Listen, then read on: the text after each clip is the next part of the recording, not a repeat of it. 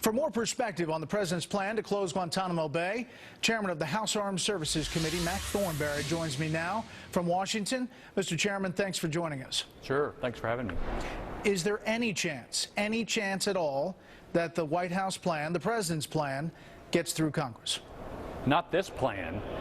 This is pretty thin stuff. Because, you know, the president has talked for 7+ years about closing Guantanamo. We put into law last year a provision that says put a plan where your mouth is.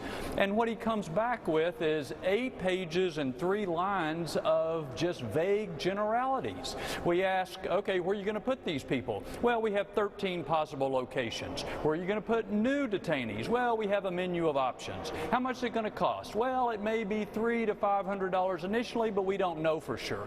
There's no specificity in this whatsoever, which leads me to think that he's not serious, certainly about working with Congress to accomplish it. And the rest of the story is there's not a better option, certainly that the president has put forward, on what we do with those folks in Guantanamo. I think they're in trouble. Mr. Chairman, the president says that terrorists use Guantanamo Bay as a recruiting tool. He says it's not good in the long-term national security strategy for our country. How do you respond to that? Well, 2 things. I don't think much of anybody believes that terrorists will lay down their arms if we were just to close Guantanamo. Of course, they would find excuse after excuse to continue to kill innocent people. Secondly, the people at Guantanamo are Al-Qaeda.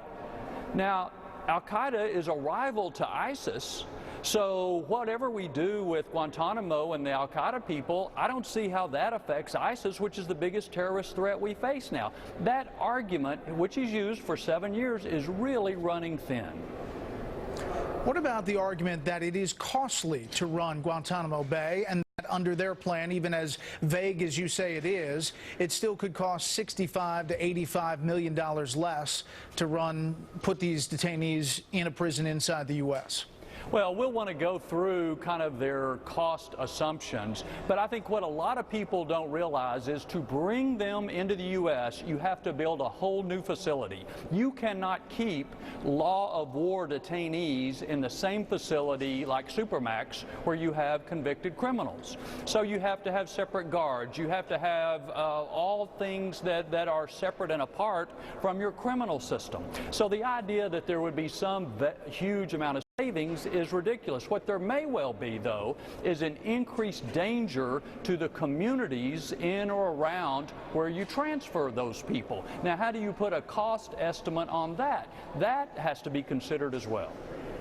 Now, you're not saying, Mr. Chairman, that they're somehow going to escape these facilities. You're saying a danger from terrorists because they're in those communities? Yeah, because it becomes a natural target for terrorists who want to demonstrate something. I mean, look at what we've seen with San Bernardino, other sorts of things. You make a community a natural target to have Guantanamo detainees there. Not that they would escape, but it is a magnet for terrorists. My point is, you got to have security, local law enforcement to deal with that increased threat. All of that has to be considered in the costs as well. There's not too many folks who are trying to swim into Guantanamo Bay in order to make a demonstration or to blow something up as a protest. That's different on the continental U.S.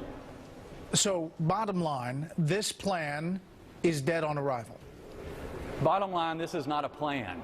They have not complied with the law to give us a specific plan, which we asked for, and which I am certainly willing to consider if the president can convince Congress and the American people he's got a better option than Guantanamo. I'm afraid he doesn't. Will you hold hearings on this?